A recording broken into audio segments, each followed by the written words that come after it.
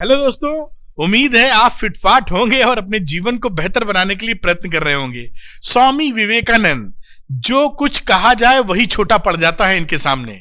आज हम लोग इनसे चार इनके जीवन से जो प्रमुख सीखे हैं वो सीखे लेंगे और अपने जीवन को कैसे हम लोग नेक्स्ट लेवल पे ले जा सकते हैं ये देखेंगे। अगर ये वीडियो आपको पसंद आए तो आप लाइक और शेयर कीजिएगा। अरविंद सर मोटिवेशन चैनल को सब्सक्राइब कीजिएगा।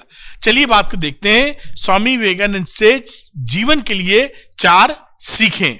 पहले एक स्टोरी मैं बताता हूं छोटी सी, कि स्वामी जी का जो महिलाओं के प्रति सम्मान था वह अभूतपूर्व था।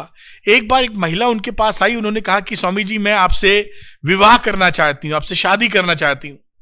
तो स्वामी जी थोड़े से हड़बड़ा गए। उन्होंने कहा मैं तो सन्यासी आदमी हूं, मैं शादी तो नहीं कर सकता, लेकिन आप मुझसे शादी करना क्यों चाहती हैं? तो उन्होंने बोला कि मैं आपके जैसा एक पुत्र चाहती हूं, कि आपसे शादी करूं और हमारा जो संतान पैदा हो, आप जैसा संतान पैदा हो, मेरी बड़ी इच्छा है। तो विवेकानंद जी ने क्या बोला कि आज से मैं आपको अपनी मां समझता हूं और पुत्र के रूप में आपके पास आता हूं। तो आप मुझे मेरी मां हैं और मुझे आप पुत्र समझिए, आपको मेरे जैसा ही बिल्कुल पुत्र आपको प्राप्त हो चुका है।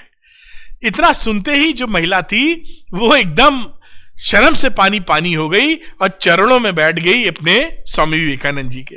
तो देखिए, स्वामी विवेकानंद जी का जो सम्मान था महिलाओं के प्रति अभूतपूर्व था और सोच भी कितनी बड़ी थी। तो एक छोटी सी स्टोरी है जो बड़े एक्साइटमेंट या मजेदार है, जो मैंने सोचा आपको सुनाना चाहिए।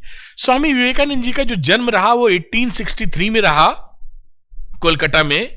12 जनवरी 1863 में हुआ था और यूथ आइकॉन के नाम पर ये जाने जाते हैं।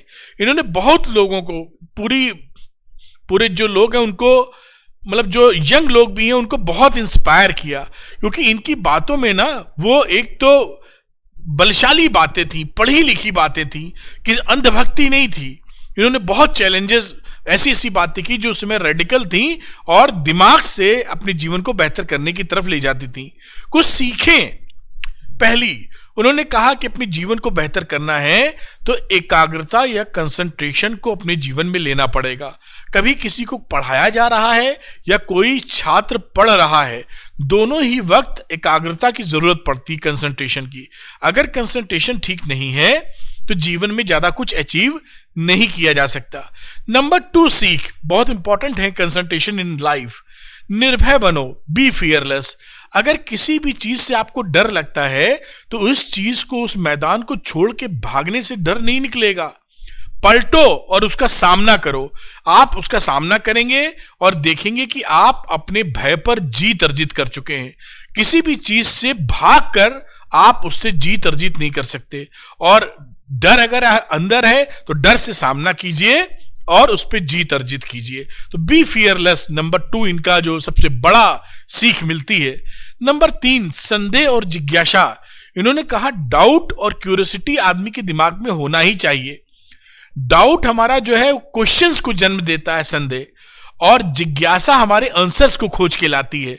तो हमें अगर डाउट नहीं हुआ तो हमारे अंदर क्वेश्चंस नहीं उठेंगे, और अगर हमारे अंदर जिज्ञासा नहीं रही तो हम आंसर्स नहीं खोज पाएंगे।